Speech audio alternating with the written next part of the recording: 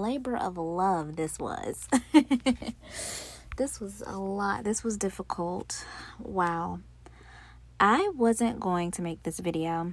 I didn't want to make this video. I mean, I did, but I held myself back from doing so for a number of reasons. For one, I knew how hard it was going to be to research this, compile it all into a coherent timeline and make it make sense. And I also kind of felt like, because I already did that video on the history of stripper culture, which you guys can see above, that this video wasn't necessarily needed because of that. And there's also the beautifully constructed video essay / history lesson that the incredible intellectual media did already on the history of the Black pinup and burlesque. Whenever someone like intellectual media does a topic that I really want to do, for example, she covered the history of Black print media, which was something that I had thought about doing, except for I thought about doing it for a specific time period, and she covered the entire gamut. But whenever someone like her does a video topic that I'm interested in doing, I just automatically think that I could never do a better job than her. I think, like, why bother? Her videos, in my opinion, are the full package, and I don't want to copy her or any other Black woman. I aim to make my channel something completely unique. But yeah, when the thought of doing this video again popped into my head, I thought, how could I make this a fresh topic? Like, how do I approach this topic from a slightly different angle? And how am I going to make this timeline make sense? What can I kind of teach in this video that hasn't already been taught, and what can I say that hasn't already been said? Is there any possible way that I can talk about Black pinup models in a way that'll be both educational and entertaining, but also hasn't been done already before? And I feel like I kind of figured it out. So in this video, I'm going to talk about the history of Black pinup models and how it's coincided with the history of the white pinup model. In 1895, Charles Gibson, an illustrator for Life magazine, spawned the first idea of the pinup girl, which was his version of the ideal woman. This woman was voluptuous with an hourglass figure, a slim waist, and a thick everything else, including hair. Charles's Gibson girls, as they came to be known, always had voluminous hair, which was always immaculately groomed and pinned up. They had ample backsides, big boobs, Eurocentric features, and were basically the Instagram models of the late 19th century. The Gibson girl pinup models would be the idealized version of the modern American woman for the next 20 years, and they appeared in several magazines, including every issue of Life magazine for the next 2 decades. These women would be used to sell magazines, soda pop, candies, and cigarettes. They would even give birth to the beginning of the calendar girl, as calendars featuring Gibson models would start to be circulated. A few Black women who embodied the Gibson girl ideal image would be women like Doreen Babbage, whom we already covered in a previous video. Again, go check it out. With her curvy figure and slim waist, Dora quickly became a Black beauty and fashion icon. While other Gibson girls were being used to sell magazines and cigarettes with their image, Dora was as well. She modeled for cigarette brands and cabinet cards. Hell, she even had her own song named after her. She also posed as a live pinup model of sorts as a statue girl in the Creole Show, a show which would feature another quintessential Black Gibson girl ideal, Ada Overton Walker. I say that Ada was the quintessential Gibson girl ideal because she embodied that look with her very voluminous, well-coiffed hair, her ideal figure, and just overall beauty. By 1917, what we know as the modern-day pinup girl started to sort of take form during the height of World War I, when war propaganda began using women's images to boost morale. I don't know if Black women's image was used the same way. In fact, I'm fairly certain it wasn't, since before we were even brought over to America, Black women's body image had already been conflated with deviousness and promiscuity. But I digress. The First World War was the starting point for the pinup image to be associated with Americana and the military in particular. By the 1920s and 30s, slim-bodied flappers had replaced the voluptuous Gibson girl. This is where you had the rise of your Ziegfeld girls and bathing beauties, and meanwhile we had burlesque dancers and Harlem Hotchas. I found a ton of very risque pictures of white Victorian and flapper women busting it wide and spreading it open all on camera from the 1920s to the Girl, honestly, not even that. Just 1890s, 1900s, 10s, 20s, 30s. And when I say they were busting it wide open, I mean they were laying it low and spreading it wide with not nary a bloomer in sight. I find it ironic that Black women's sexuality and image were always the ones that were painted as being promiscuous and sexually deviant, when you will be hard-pressed to find any images of Black Victorian or flapper-era women in these same risque positions as their white female counterparts. At least I couldn't find it. In fact, because of how hard Black women had to push back against the negative and harmful stereotypes that our image conjured up in the white consciousness, respectability politics essentially had our community in a chokehold. You weren't going to see Black women laying it low and spreading it wide on camera like that. You just weren't. At least not, like I said, I didn't. If y'all have seen it, if you can find it, please point it out to me. I'm not saying it's a bad thing. I'm just saying, I couldn't find no Black women doing what these white girls was out here doing.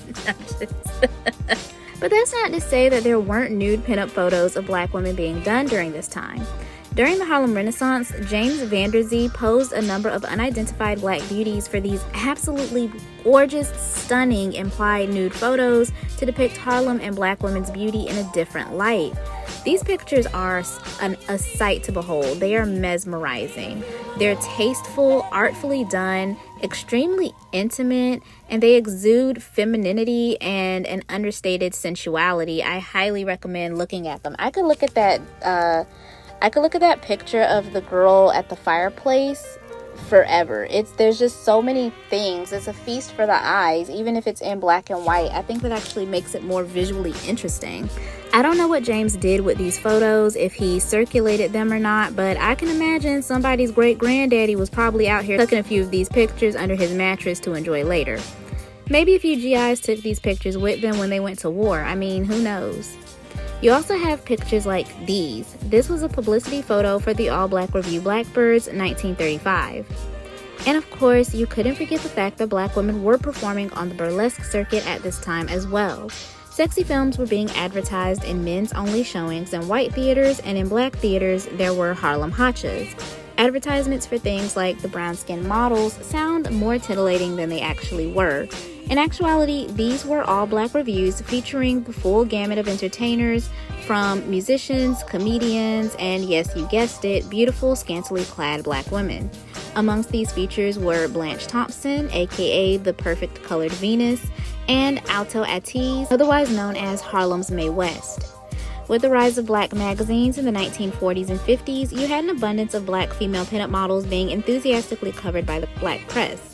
Shake dancers like Baby Scruggs, whose act consisted of tassel twirling, were photographed extensively by the Black press. Side note, sis also had her titties insured by Lloyd's of London, and all I'm saying is Megan Thee Stallion needs to take note and get on board because, okay, that ass is making her a lot of money. And of course, there are all the other classic shake dancers that we covered already, such as Venus Liddell, Lady Ernestine, Lottie the Body, Tony Elling, Jean Idill. I could go on literally all day. Alongside them, you also had women like Eartha Kitt, who in her earliest days in the entertainment industry did a lot of pinup modeling along with her singing, dancing, and acting. As did Black beauties such as Lena Horne, Dorothy Dandridge, and Joyce Bryant, who, while not necessarily being pinup models, certainly modeled in the vein of the cheesecake/pinup style. Sometime during World War II and the Korean War, there became an increasing demand for Black pinups from Black soldiers, wanting some eye candy for their own walls, and many Afrocentric publications rose to the occasion to fill the demand. Jet magazine, founded in 1951, had their Beauty of the Week segment. Instead of your usual celebrities like shake dancers, singers, actresses, and professional models, the appeal of Jet magazine's pinup girls was that many of them were just average girl next door types. The short biographies that would be featured alongside these pictures would declare that many of these young women were college students or sometimes aspiring models and entertainers themselves. The fact that these Black beauties were just regular, everyday girls no doubt made for a much more titillating experience for Black male readers. I can't give props to Jet magazine as if they were the only publication that printed Black cheesecake and pinup models, however. There were a slew of them. such as Hue, Tan, Ebony, Drum, and Duke, with the Duke being black people's answer to Playboy. Duke was an upscale gentleman's magazine published in 1957 and had some of the same features as Playboy, including high-end color centerfolds of black beauties who were dubbed the Duchess of the Month, much like Playboy's Playmate of the Month. Frolic magazine catered to the black male gaze with their ebony pinups. These photo shoots were offered by Cass Carr, an African-American Harlem photographer whose models were a part of Cass's secret camera club. Many of these nude photos of black models were sold under the counter by mail. It wasn't uncommon for these nudie magazines to advertise themselves as figure studies magazines for artists looking to study the human form. By the 60s and 70s, y'all, it's like the previous generation completely forgot about respectability politics, because it became increasingly easy to find titillating images of black pinup models in a number of publications. We have Pussycat Calendar Girls, Jive, Sepia, Gentlemen Prefer Bronze, and Cloud9 magazine, to name a few. Another important thing to note is that with the rise of the Black Power movement, you started to see much darker models. These magazines also had racier titles and headlines than ever before, enticing readers with potentially sexy subject matter. By the 80s and 90s, it was easy to come across sexy content, whether it was in men's magazines like Hustler and Playboy or Pay-Per-View, or in the case of black women, the video vixen of the 80s and 90s had begun to replace the pinup model of the 40s, 50s, and 60s. Much like their predecessors, these vixens were cover models and centerfolds of magazines catered to the black male gaze. Models like Melissa Ford, Buffy the Body, Esther Baxter, and Corrine Steffens graced the covers of magazines such as King, XXL, and Black Men's Magazine. There were also many more mediums to absorb these big booty beauties. You have the coveted Video Vixen title, which launched the modeling, singing, rap, and or book careers of many women who are now in their 40s. These models also procured brand deals with popular urban fashion brands like Baby Phat and Apple Bottom. Then you had television with reality shows like Flavor of Love and America's Next Top Model, putting urban beauty icons like Delicious and Tokara Jones on the map. And of course, there was the rise of the internet, with social media platforms like MySpace giving future big booty icons like Zamina Orr an early platform to post their own candid selfies. This new wave of black pinups persisted well into the mid-2000s, but by the 2010s, with the rise of the internet, print media as a whole began to fall out of fashion with the newer generations, as now anybody could have access to titillating images of beautiful women. With that, you started to see a decline of previous popular men's magazines, such as the juggernaut that was Playboy and Hustler.